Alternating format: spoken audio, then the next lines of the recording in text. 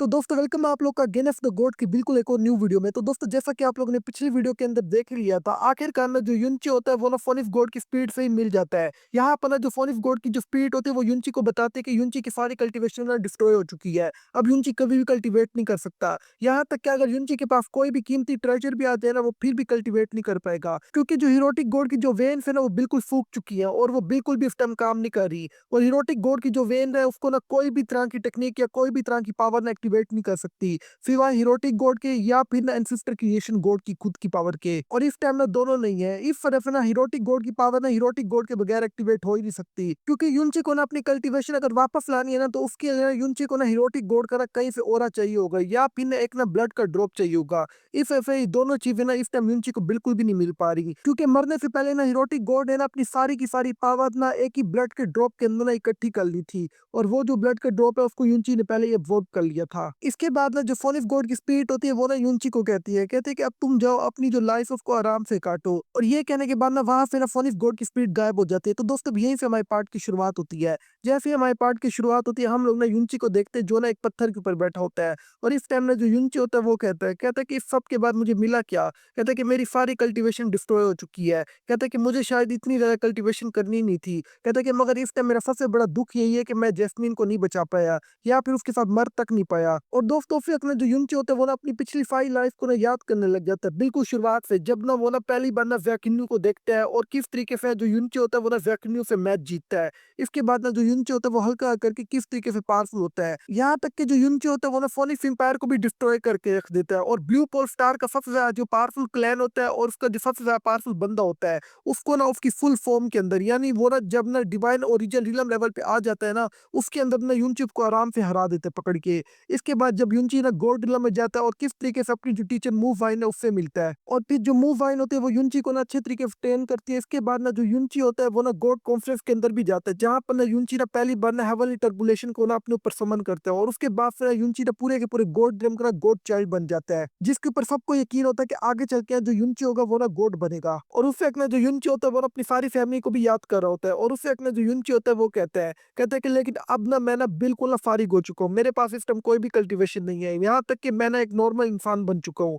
इस टाइम मेरे पास इतनी भी पावर नहीं है कि मैं ना एक थोड़ा सा भी और फील कर पाऊँ अपना भी। कहता है कि इसका मतलब है मेरी कल्टीवेशन खत्म हो गई है और इस टाइम मैं एक आम इंसान हूँ। और उससे अगला जो युनची होता है वो आसमान की तरफ देख के कहता है क्या मेरी फैमिली अब भी मुझे एक्सेप्ट करेगी। और यहीं से ना वहां पर ना युनची के पीछे से ना एक आवाज आती है और वो आवाज कहते हैं कि बिग ब्रदर बेनिफिक्टर। ये सुन के ना जो युनची होता है उसी तरफ देखता है और वहां पर ना हम लोग ना फैंग वानर को देखते हैं। और फिर जो फैंग वानर होती है वो कहती है कि बिग ब्रदर चाहे जो मर्जी हो जाए, चाहे आपकी कल्टीवेशन भी खत्म हो जाए, लेकिन फिर भी आप हमारे लिए ना हमेशा से ना हमारे फेवियर ही थे और आप हमेशा रहोगे भी सही। और हमारे लिए ना आप हमेशा से ना एक ना गॉड से भी ज्यादा वैल्यू रखते हो। ये सुन के ना जो फैंग वानर का जो फादर होता है वही बिल्कुल यही कहता है कि सही कहा, तुमने हमेशा हमारी हेल्प की और हमारी बहुत ही ज्यादा मदद की है। इस वजह से तुम्हारी जो वैल्यू वो हमारी नजर में बिल्कुल भी कम नहीं हुई, बल्कि और भी ज्यादा बढ़ गई अब। और उससे अपना वहां पर ना जो फोनिक्स क्लैन का जो एंसिस्टर होता है वो कहता है कि जैसा कि तुम्हें पता है कि हमारे एंसिस्टर से ना एक गलती हो गई थी। और वहां पर ना जो फोनिक्स गॉड की जो स्पिरिट थी उसने ना हमेशा के लिए ना हमारा जो कल्टीवेशन लेवल था उसको ना एक लेवल पे आके सील कर दिया था।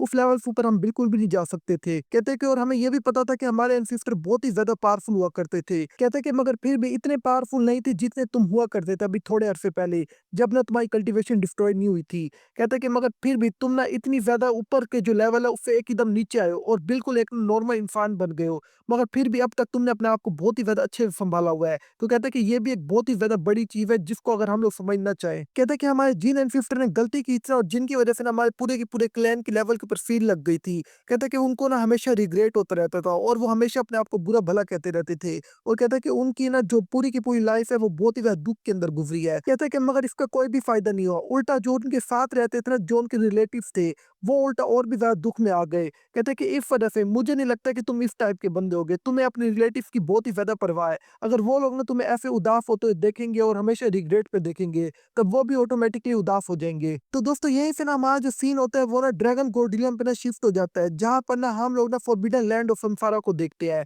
जहाँ पर ना उसे एक ना शीन भी बोलती है, कहते क्या तुम सच कह रहे हो, जो ना इवल इन्फेंट व्हील है वो वापस आ चुका है। ये सुन के ना उससे एक ना वहां पर ड्रैगन एम्पर कहता है कि हाँ बिल्कुल। कहते हैं कि ये बात ना मुझे आम बंदों ने नहीं की, बल्कि यहाँ तक कि जो ईस्टर्न रिलम के 4 पावरफुल किंग है, उन लोगों ने ना मिल के ना इविल इन्फेंट व्हील के साथ ना फाइट भी किया है, मगर उनकी हालत भी बहुत ही ज़्यादा खराब हो गई है। और कहते हैं कि अभी इविल इन्फेंट व्हील ने ना अपनी पावर भी एक्टिवेट नहीं की थी। इस वजह से ना वो लोग फिर भी आराम से हार गए उसके हाथों से। कहते हैं कि मुझे डर है, अगर वो अपनी पावर एक्टिवेट कर लेगा तो यहाँ तक कि मैं भी उसका कोई भी मुकाबला नहीं होऊँगा। इस टाइम माना कि मैं ना पूरे के पूरे प्राइमर के उसमें सबसे ज़्यादा पावरफुल हूँ। कहते हैं कि मगर मुझे ये लगता है कि मैं भी अपना इविल इन्फेंट व्हील की ना पावर का खड़ा हो पाऊँगा। और उससे अपना वहाँ पर ड्रैगन एम्पर कहते हैं कि और हाँ, एक और बात भी मैंने तुम्हें बतानी है। ये सुन के ना उसे एक शीन भी कहती है कि वो क्या है? कहते हैं कि वो जो युनची था ना, वो भी उसे एक ना वहीं पर ना स्टार गोल्डिनम के अंदर ही था। और कहते हैं कि इविल इन्फेंट व्हील ने ना उसको ही मार दिया है। कहते हैं कि हम लोगों ने स्टार गोल्डिनम जो किंग है ना, उसके मुँह से तो यही सुना है। उसने कहा है कि ना जो युनची है ना, उसको ना असल में ना इविल इन्फेंट व्हील ने ही मार दिया पकड़ के। तो दोस्तों आप लोग देख ही सकते हो स्टार गोल्डिनम किंग वाक़ई में कितना ज़्यादा बड़े वाला कमीना था। कहते हैं कि मगर मुझे अभी तक ना ये समझ नहीं आई युनची ने ना स्टार गोड जो बैरियर है उसको इतनी ज़्यादा आसानी से कैसे पास कर लिया है। कहते हैं कि यहाँ तक कि वहाँ पे ना जो ना इटर्नल हेवन किंग है वो भी कह रहा था। कहते हैं कि समझ नहीं आई युनची के पास ना आखिर ये पावर आई कहाँ से कि वो ना आराम से ना स्टार गोड बैरियर को पार कर पाए। लेकिन जैसे ही ना जो शीन होती है वो ना युनची के मरने की खबर सुनती है, वो तो वहीं पर ना सदमे में ही चल जाती है। और उसकी जो बॉडी होती है वो उसे अपना कांपने लग जाती है। और उससे एक ना वहाँ पर शीन भी बोलती है, कहते हैं कि मैं अकेले में टाइम गुजारना चाहती हूँ। और कहते हैं कि यहाँ पे ना ज़्यादा अरसा तुम्हें आने की ज़रूरत भी नहीं है।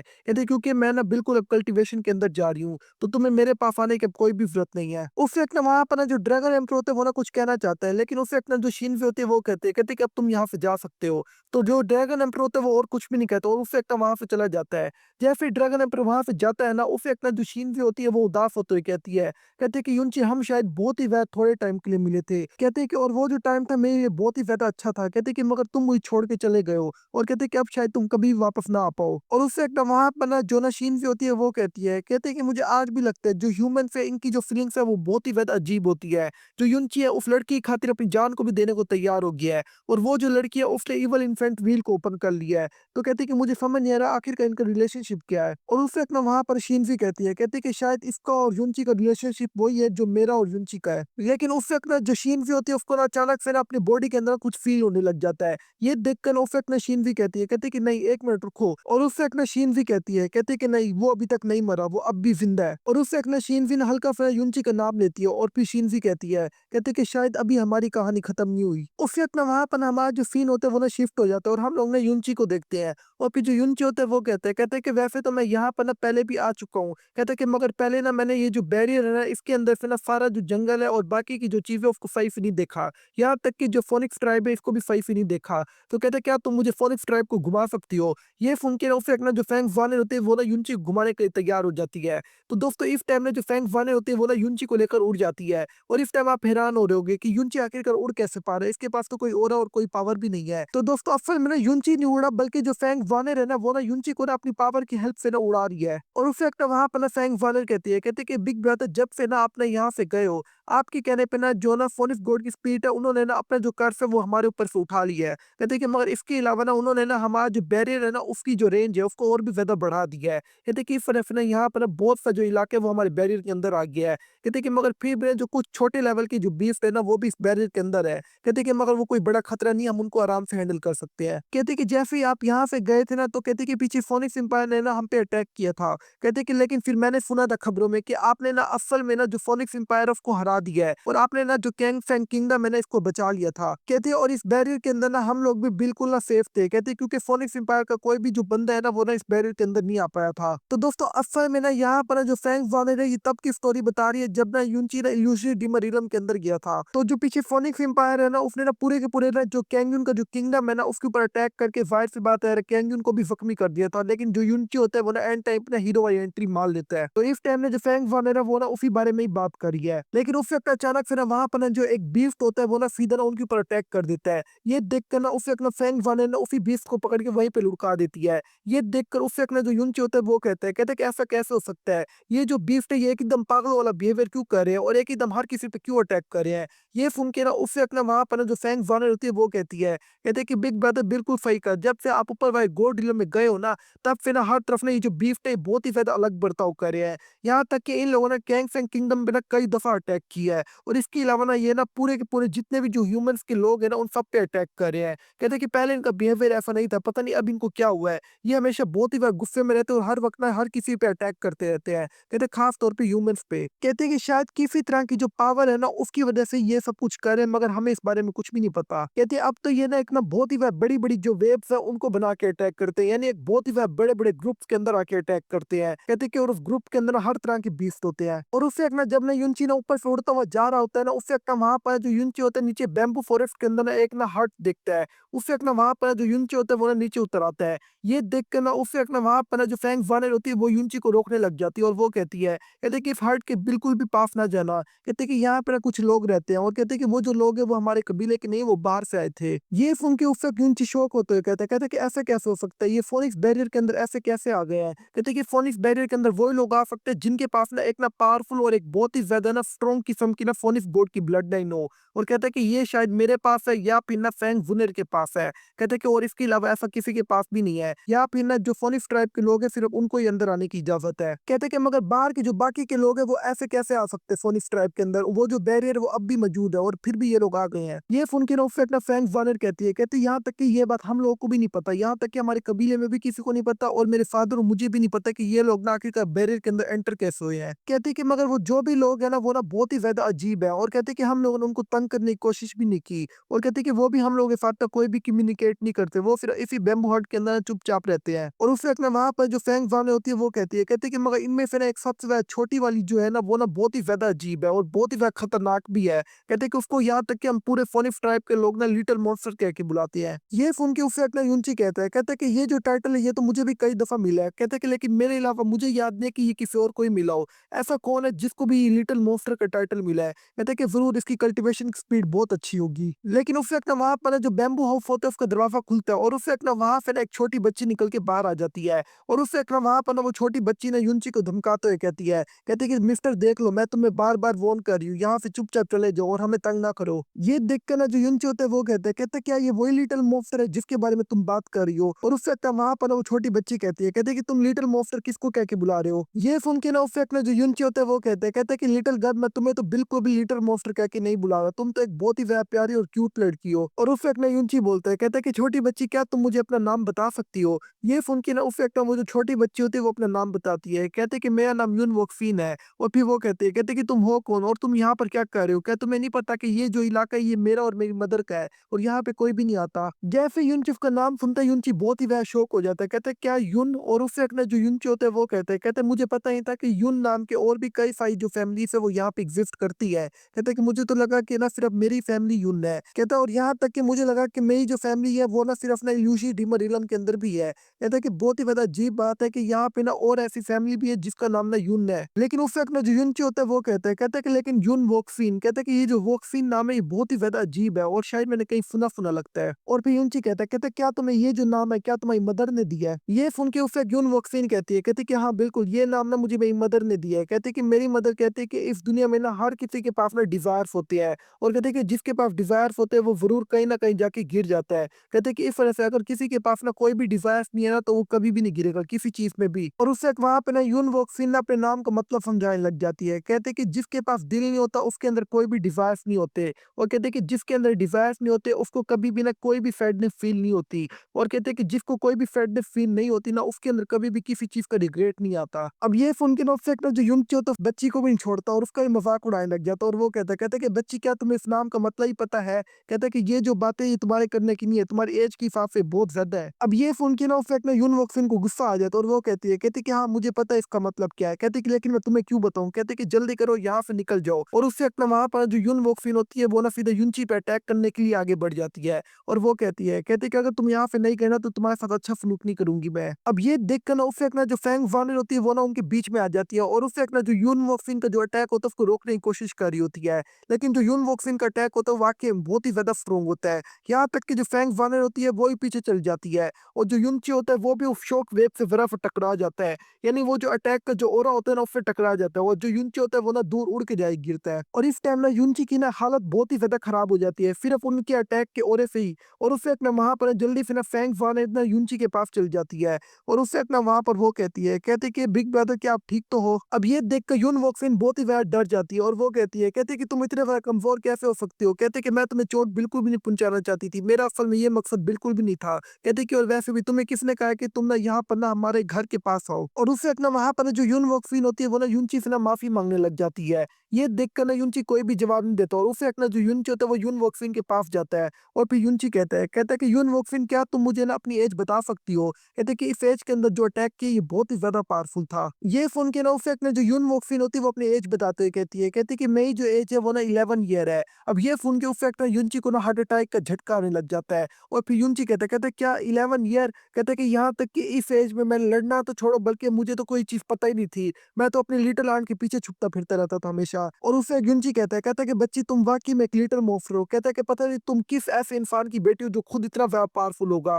कहते हैं कि वाक़ई में तुम जिसकी भी बेटी हो वो ज़रूर एक लेजेंडरी बंदा होगा। लेकिन उससे इतना अचानक से ना अंदर से ना एक ना लड़की की आवाज़ आती है और वो कहती है कि ज़िनर तुम बाहर क्या कर रही हो? क्या तुम फिर से बाहर कल्टीवेशन कर रही हो? तो दोस्तों ये जो चाइनीज़ लोग हैं ना ये ना अपने बच्चों को ना ज़िनर कह के बुलाते हैं ज़्यादातर प्यार से। ये सुन के ना उससे इतना वहाँ पर ना यून वो फिर ना जल्दी से जवाब देते हुए कहती है कि नहीं मदर मैं यहाँ पे ट्रेनिंग नहीं कर रही। कहते हैं कि यहाँ पर ना कोई अजीब अंकल आया हुआ है जो हमारे घर के अंदर घुसने की कोशिश कर रहा है। कहते हैं कि इस तरह से ना मैं ना उसको यहाँ से बाहर निकाल कर फेंक रही हूँ। लेकिन जैसे युनची ये लड़की की आवाज़ सुनता है ना युनची वहीं पर खड़े-खड़े कोमे में चला जाता है और उससे अपना जो युनची होता है वो कहता है कि ये आवाज़ कहता है कि इस आवाज़ को मैं मर के भी नहीं भूल सकता। यहाँ तक कि अगर मैं हेल में होऊँगा ना फिर भी मुझे ये आवाज़ याद रहेगी। कहते हैं ये वही आवाज़ है जिसको सुनने के लिए ना मैंने कई सालों से ना मरने के लिए भी तैयार था। कहते हैं कि मगर मैं फिर भी इस आवाज़ को नहीं सुन पाया। ये देखकर फ्रैंक वार्नर बोलते हैं कहते हैं कि बिग ब्रदर एक ही दफ़ा आपको हो क्या गया? आप बिल्कुल भी अपने होश में नहीं हो। और उससे अपना वहाँ पर ना जो युनची होता है वो ना उसी आवाज़ की तरफ जाने लग जाता है और युनची कहता है कि जल्दी करो और मुझे वहाँ लेकर चलो। और ये वर्ड ना युनची बार-बार बोल रहा होता है और इसके अलावा और कुछ भी नहीं बोल रहा होता।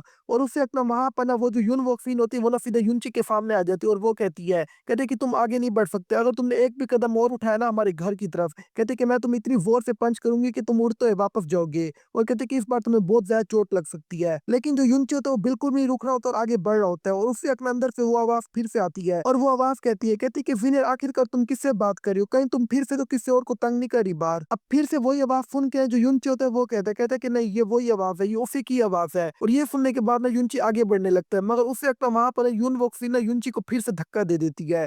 और फिर युन वोक्सिन कहती है कि मैं फिर कह रही हूँ कि मेरी मदर के घर के अंदर ना जाओ। लेकिन उससे लगता है जो युनची होता है उसको कोई भी फ़र्क नहीं पड़ रहा होता और वो दोबारा से ना अपनी ज़ख्मी हालत में ना खड़ा होने लग जाता है। और फिर युनची कहता है कि लिटिल फेरी क्या ये तुम हो? और उससे लगता है वहाँ से ना उस घर के अंदर से ना एक ना बहुत ही ज़्यादा खूबसूरत और पटाखा लड़की निकल के बाहर आती है। और ये और कोई नहीं बल्कि चो योचन होती है जो आप लोग को पता है युनची की वाइफ़ है। और अगर आप लोग को याद ना हो ना तो ना जो कैंग फैंग किंगडम है ना उसके अंदर ना जब ना युनची ना एक बहुत ही ज़्यादा बड़ी तलवार के नीचे दब जाता है ना वो जो डीमन होता है वो युनची को ले जाता है। तो जो चो योचन होते हैं वो बिल्कुल पागलों की तरह बर्ताव करती है। और उस वक़्त ना वहाँ पर ना सब लोगों को पता भी लग जाता है कि असल में जो चो योचन है ये ना प्रेग्नेंट है। और फिर इसका क्लैन ही इसको बाहर निकाल देता है अपने क्लैन से। तो दोस्तों उसके बाद से ना फिर चो योचन की ना कोई भी खबर युनची तक नहीं आती और युनची तब से उसको ढूँढ रहा होता है लगातार, जब से ना युनची ब्लू पोल स्टार पे होता है। अब जैसे ही ना चो योचन ना युनची को देखते हैं और उससे ना वो कहती है कि नहीं ऐसा नहीं हो सकता, क्या ये सच में तुम हो? और उससे ना वहाँ पर ना जो युनची होता है वो कहता है कि लिटिल फेरी हाँ, ये मैं ही हूँ। अब जैसे ही चो योचन युनची को देखती है ना उससे ना जो चो योचन होती है वो खुद ही बेहोश हो जाती है वहीं पर।